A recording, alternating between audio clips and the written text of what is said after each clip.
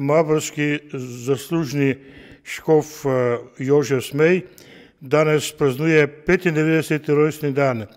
Gospod škof, čestitke ob tem visokem jubileju. Torej, hvala lepa.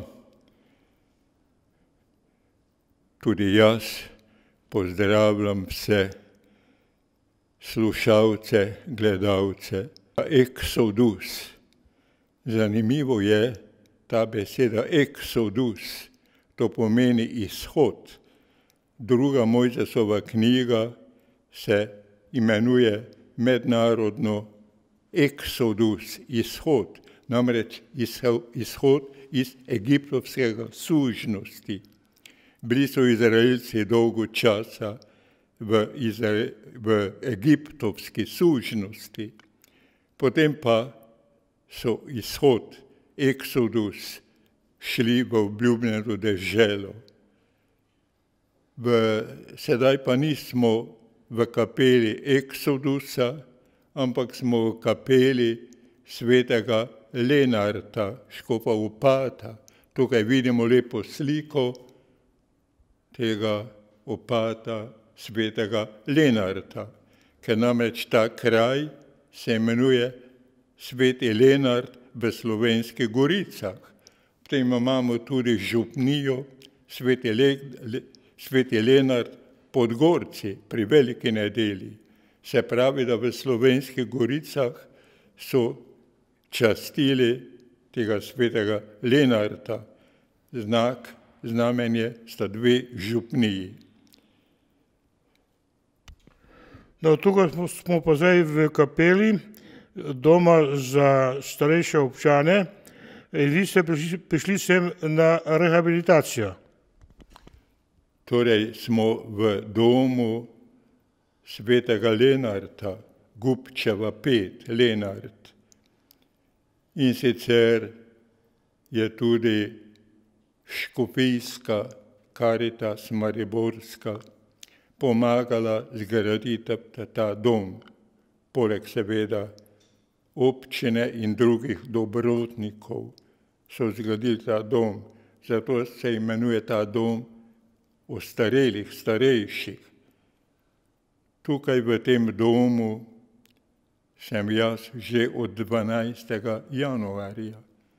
Potem, ko sem 19. januarja, ponedeljek 19. januarja lansko leto v mariborski stolnici ob 6. zjutraj zornice, po sveti maši, po zornicah, se mi je na preprogi pred oltarjem spodrsnilo, da sem padel na tla in nisem več mogel stati.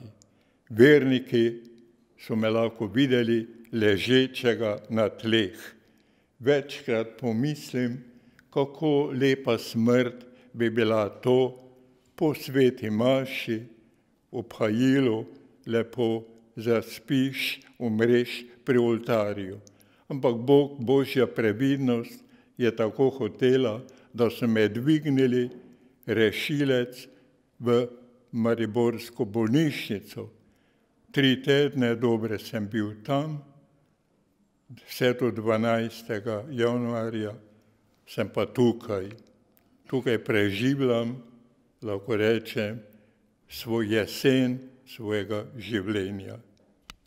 No, sedaj mogoče par besed o tem, kako ste te dni praznovali ta visoki jubilej, 95. rojstni dan. Se pravi, če sem rojen leta 1922, sem včeraj dopolnil točno 95 let življenja. To so že visoka leta. Vsi moji sošolci, bodisi bogoslovju ali pa gimnaziji, so že onstran v večnosti.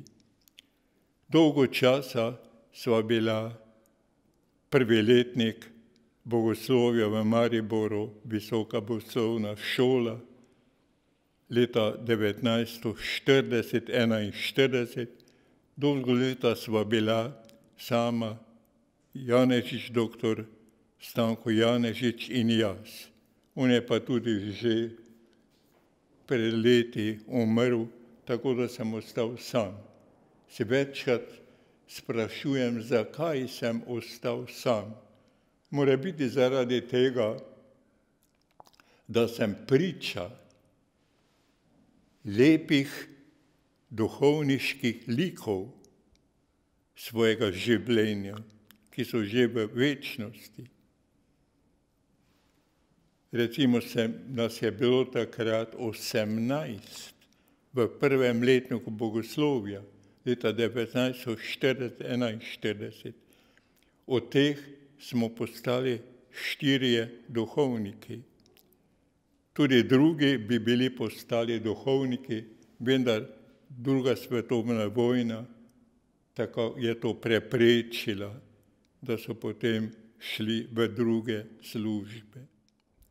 Kako ste potem vi končali oziroma nadaljevali bogoslovje v Sombotelu? Torej, prvo leto, ne celo, ampak skoraj celo, od oktobra 1940 pa do 1. aprila 1941. 1. aprila je namreč rektor bogoslovja, kanonik dr. Osterc, nas je zbral v avli vse bogoslovce. Če smo bili v prvem letu 18 plus 5, to je bilo skoraj 90 bogoslovcev. Nas je zbral in je takole povedal: dragi bogoslovci, vojna bo. Vojna je že med Poljsko in Nemčijo. Vojna bo najbrž, zato ne morem odgovarjati za vas. Lahko greste vsak na svoj dom. In tako smo potem šli vsak na svoj dom.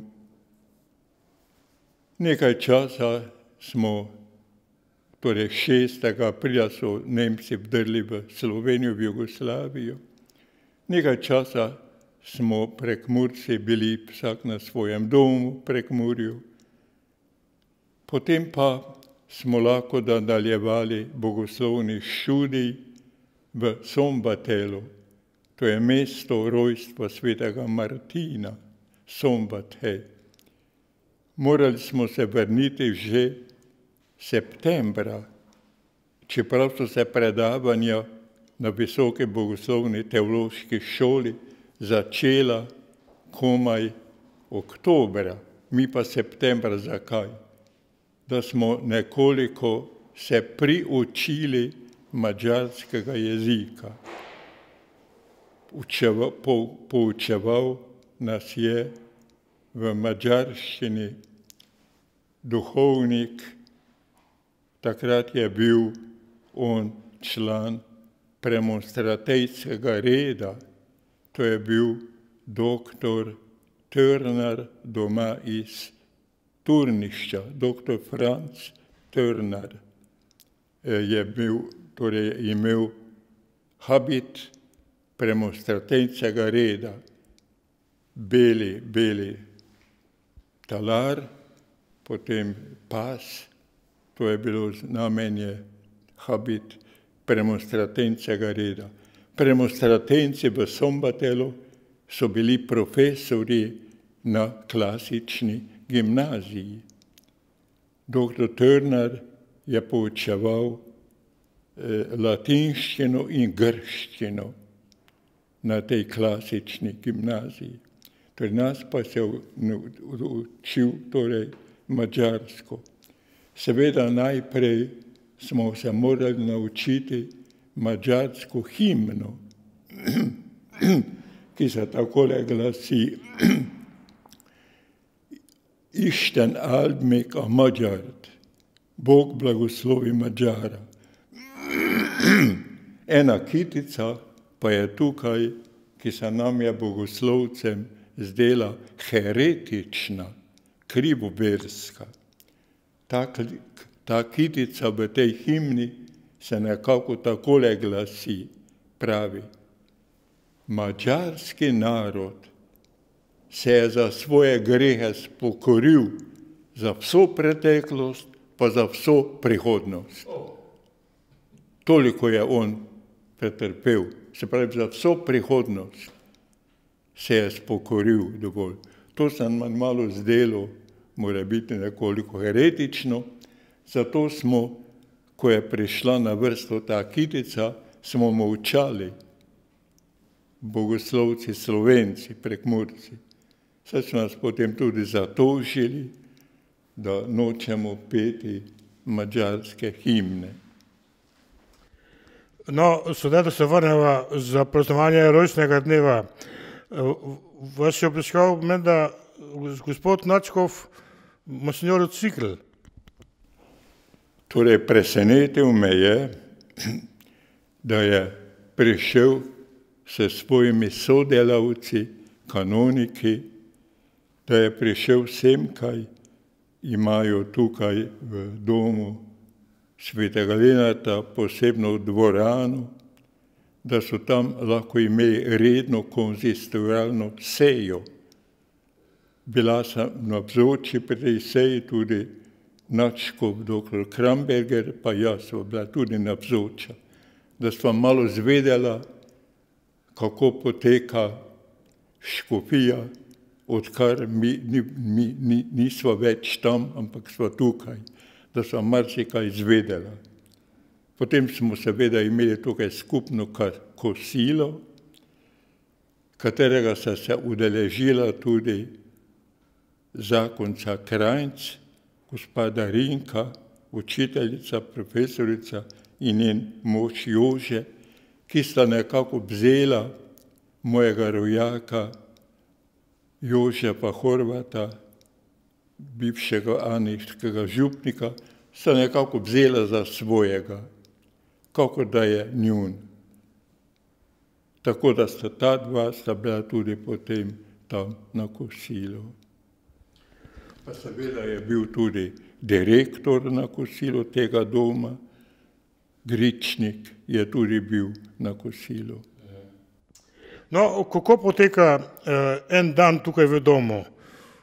Tako, kdaj vstanete, potem kako se začne dan in kako se konča, kdaj maršujete, kdaj imate sprehod in to.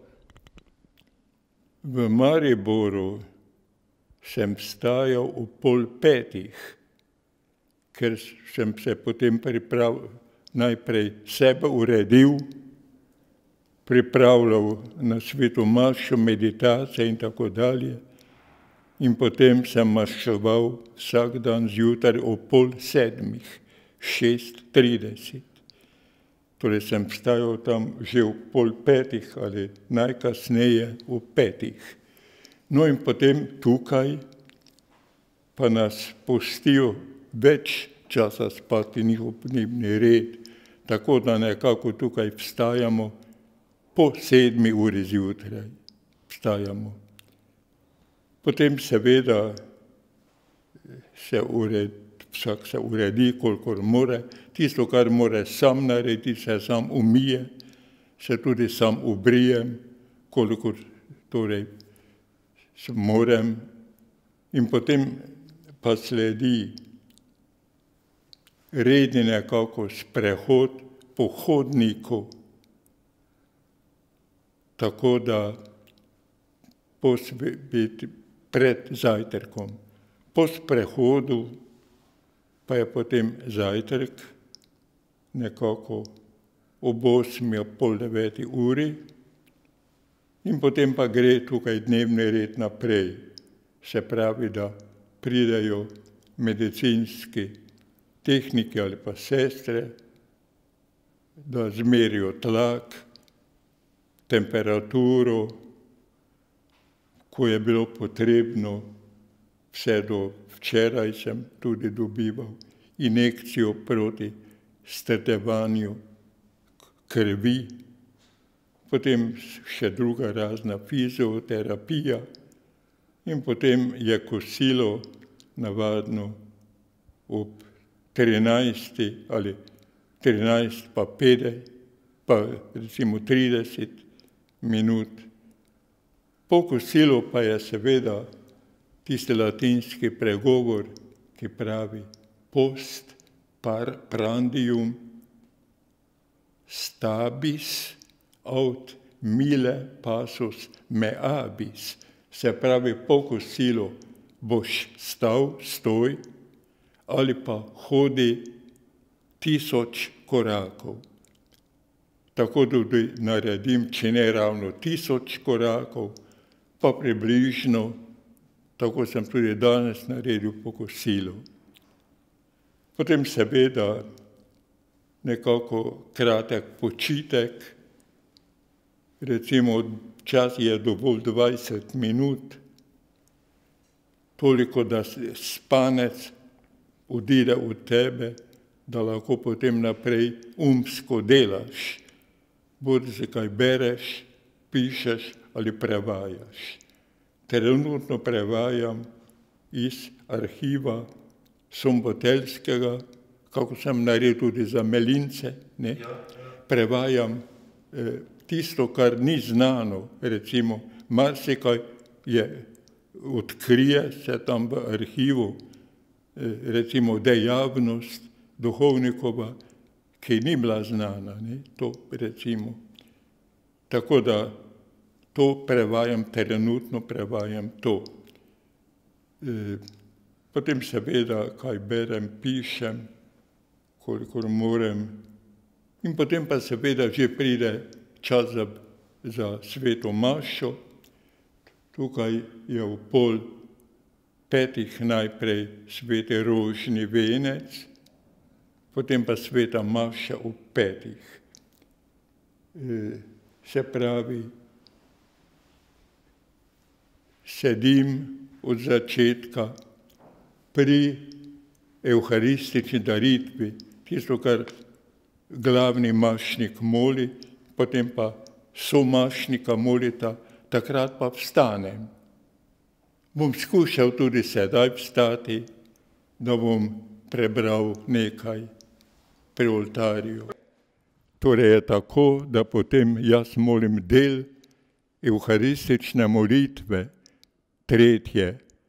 On naj nas popolni za večno daritev tebi, da bomo mogli prejeti dediščino s tvojimi izvoljenimi, najprej s preblaženo devico Božjo materjo Marijo, s svetim Jožefom, s svetimi apostoli in slavnimi mučenci, s svetim Lenartom, blaženim Antonom Martinom in vsemi svetniki. Zaupamo, da nas oni vedno podpirajo pri tebi s svojo priprošnjo. Maša traja dobre pol ure, ne? Seveda ob delavnikih pride k maši ob delavnike do 20 tukajšnjih varovancev, bolnikov. Pridejo seveda tudi na vozičkih. Ob nedeljah je pa sveta maša ob 10. In takrat pa je vsa polna kapela še na hodniku. Pridejo dostikrat tudi verniki od svetega, torej od župnije, ker je navadno župnik ne more opraviti vseh svetih maš ob nedeljah in takrat mašuje tukaj nadškof Kramger za tiste, ki dajo za mašo. Včasih ob nedeljah pa pride tudi tukajšnji, lahko rečemo, bolniški duhovnik, pater Beno. Potem on vodi mašo, dober pevec je, dober govornik, res panegirik, se pravi, da pridiga ne samo z usti, ampak tudi s kretnjami, res govornik. Veste, včasih, torej na Visoki bogoslovni šoli v Mariboru smo imeli predmet govorništvo, retoriko in poučeval je to dr. Josip Meško, ki je bil kaplan takrat pri Sveti Magdaleni, hkrati pa tudi predavatelj, profesor retorike. Med drugim se dobro spominjam, da je povedal, da bo vaš jezik pridigal čist, lepa slovenščina, berite leposlovne knjige, berite tudi mojega strica Ksaverja Meška. To je poudaril. No in potem se dobro spomnim, da smo nekako pri župnijskem izpitu morali pridigati pred kanoniki, pred komisijo. In se dobro spominjam, da je takrat bivši ribniški župnik Bračič tako glasno pridigal, kakor da ima pred seboj vso publiko, vso cerkev. Jaz sem pa bolj mirno, primerno poslušalcem. Torej na pamet, si moral pridigati na pamet. V bogoslovju namreč smo ob nedeljah so imeli bogoslovci v Alojzejevi cerkvi, ob nedeljah so bili večernice, so prišli tudi meščani, cerkev svetega Alojzija. In takrat so bogoslovci v Koretlju na Prižnici pridigali. Ja, pridigali, to so bili vaje, pridigalske tudi krati. No, po maši je nebo tukaj večerja, ne, po maši. Torej, po maši je večerja, po večerji pa navadno je tukaj zanimivo, da se že spravljajo k počitku. Ne vem, večerja pa vsi obroki morajo hitro torej pojesti, kar imajo, pa pospraviti, posebno vas večer.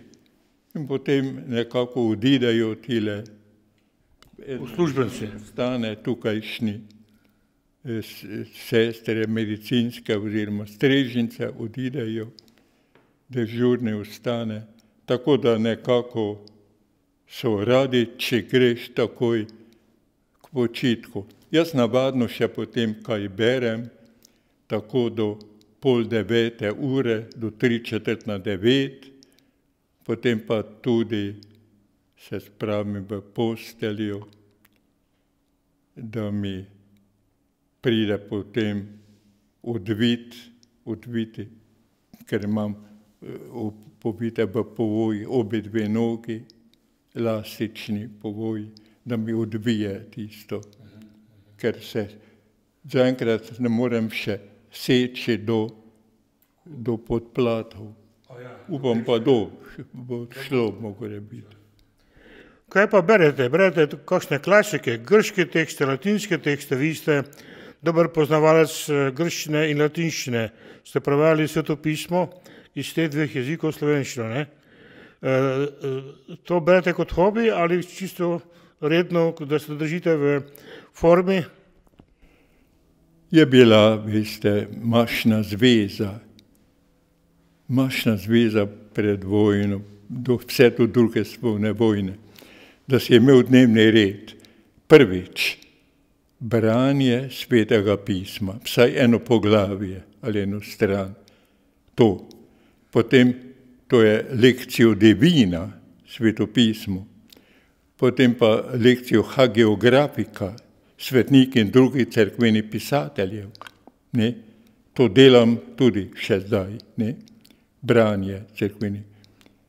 No, potem pa recimo tisti dnevni red, recimo, da si med dnevom ali pa po kosilu šel adorirati nekoliko v cerkev, to sem imel. Torej, koliko morem, se tega reda držim tudi sedaj. Potem sem vam rekel, da prevajam, sem že prej povedal, kaj prevajam. seveda za nekako da razvedrilo, pa rad berem prevode raznih klasikov. Že dolgo časa iščem, sem do prve svetovne vojne sem imel to 3 zvezke, 3 knjige z naslovom Dušica. Veste, opisuje neka Madame Percy, Anglešinja, opisuje francosko revolucijo. Ne? In kako je tam neki junak reševal od smrti, da niso umrli. Zelo zanimivo. Naslov je Dušica. Potem iščem svojo knjigo, ki je univerzitetna knjižica Mariboru nima, pač pa ima Celovec, Celovška, z naslovom Zadnji dnevi Jeruzalema. To sem si dal fotokopijo narediti. Prvi del imam že tukaj, drugi del pa nekako leži na mizi, tam v škofiji na moji sobi. Tako zapravim, rad berem potem za razvedlilo te zgodovinske romane. Gospod Škofa, zdaj, vi ste bili posvečeni v Škofa leta 1983. Pomeni letos bo to potem 34 let ste škof. No, škofje imate veliko pomembnih služb. Ste oznanjevalci, molilci, delilci sakramentov, potem voditelji krajevne cerkve. Sedaj po tolikih letih izkušenj, katera služba se vam zdi najbolj pomembna v smislu, da najbolj gradi cerkev? Je to molitev, je to bogoslužje, ali je to birmovanje, oziroma delitev sakramentov, ali kaj drugega? Že apostolska dela, Sveto pismo pravi takole: apostoli niso več zmogli svojega tistega poslanstva, kar je njihovo tipično znanje, zato so diakone izbrali. Rekli so pa takole apostoli: mi pa se moramo posvetiti molitvi in oznanjevanju. Moliti in oznanjevanju.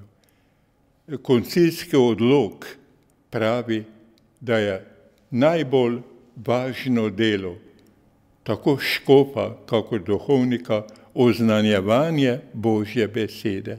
Zanimivo je to na prvem mestu.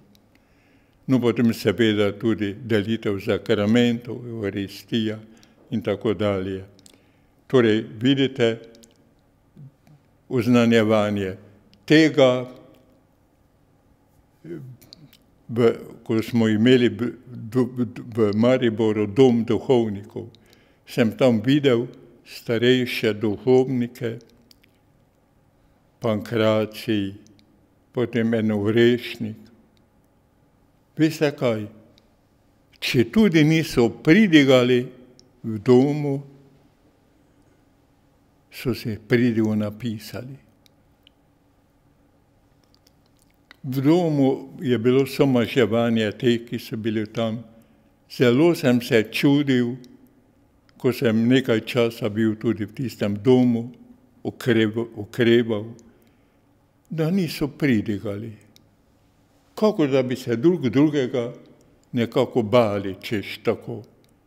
Da bi vsaj nekaj besed, vsaj 5 minut, 5 minuten predig.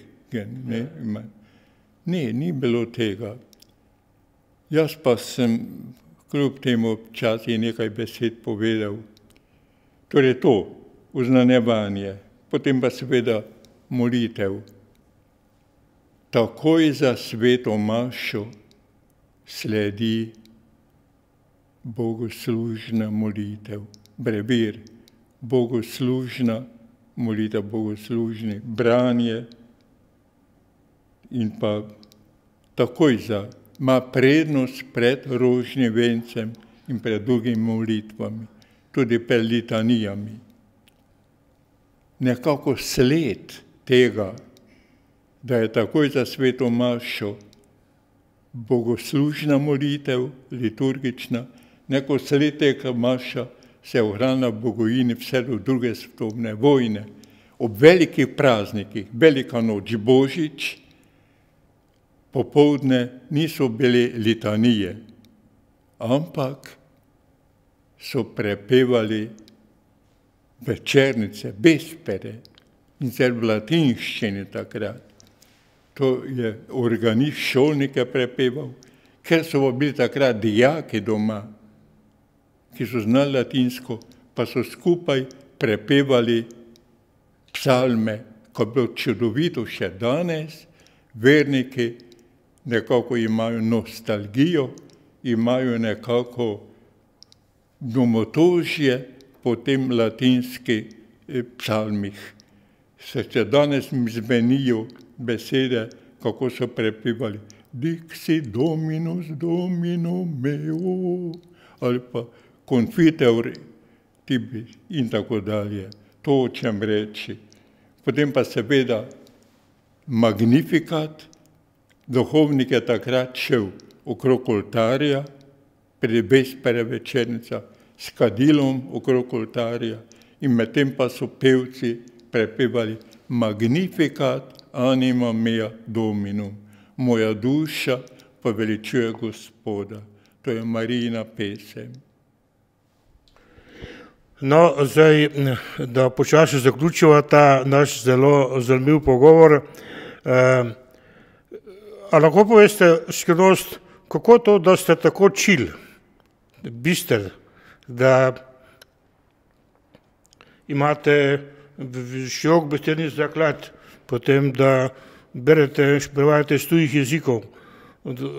A je to kakšen poseben dar, ali je to tudi sad te urejenega življenja, discipline, da ste to stalno gojili? V čem je tu skrivnost? Naj odgovorim takole. Pred leti, morda že 20 let, smo imeli neko srečanje škofov v Avstriji. Bili smo slovenski škofje, tam avstrijski škofje. In ta mladi škofje, avstrijski pa tudi naši, so imeli tam posebej. Daleč, no daleč, recimo 10-20 korakov, je pa sam sedel König, se pravi kardinal Dunajski. Pa sem si mislil, jaz pa grem k njemu. Kak je bil vesel, da sem prišel k njemu, pa sem mu rekel takole po nemško, od naj mi oprosti, da sem jaz samo Weihbischof, samo pomožniško, on pa takoj latinsko. Loquimur lingua latina. In je po latinsko povedal, ni važno, ali si pomožniško, ali tudi nadškof, ali papež, škof je škof. Papež je škof mesta Rima. Tako odločno to povedal. To je prvi titul. Škof mesta Rima, ne? In bil takrat že blizu 100 let. Pa sem ga vprašal, eminenca, če pa smem vprašati, kako da ste tako čili, tako sveže razum, v teh skoraj že blizu 100 let. Pa je veš, povedal je tole. To je posebni dar, ki je dar nekaterim. Mora biti tudi zaradi tega, da še niso zreli za nebesa. Da zorijo, ne? Tako je nekako odgovoril, nekako tako. Bil pa je zelo vesel, da sem prišel k njemu, da ni tako sam sedel. Se pravi, da vstaješ, da ne poležavaš v posteli, da recimo brez potrebe med dnevom, recimo, da bi kdo med dnevom spal po 2-3 ure, brez potrebe, če ni bolan. Torej dnevni red, da si neko aktiven, to se nekako drži tudi po koncu. Potem seveda, kot sem prej povedal, redni sprehod,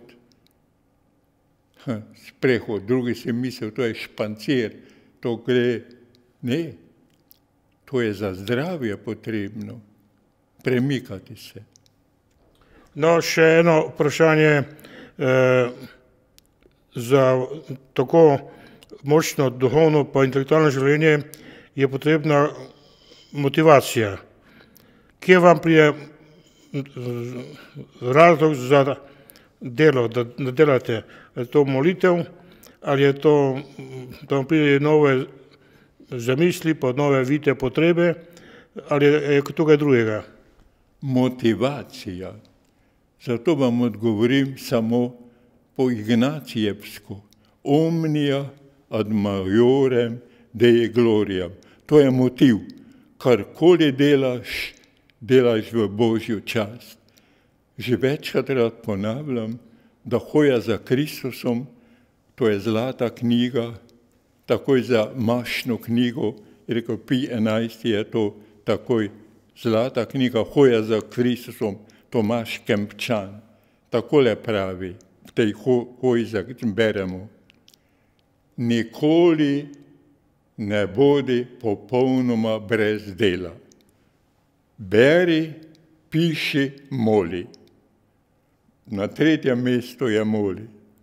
Sem gledal izvirnik latinski, na 3. mestu je moli. Se pravi, kdor bere, tudi moli, kdor piše, lahko tudi moli. Tako. Gospod Škof, hvala lepa. Dobro. Pa še veliko let. Kakor je Božja volja.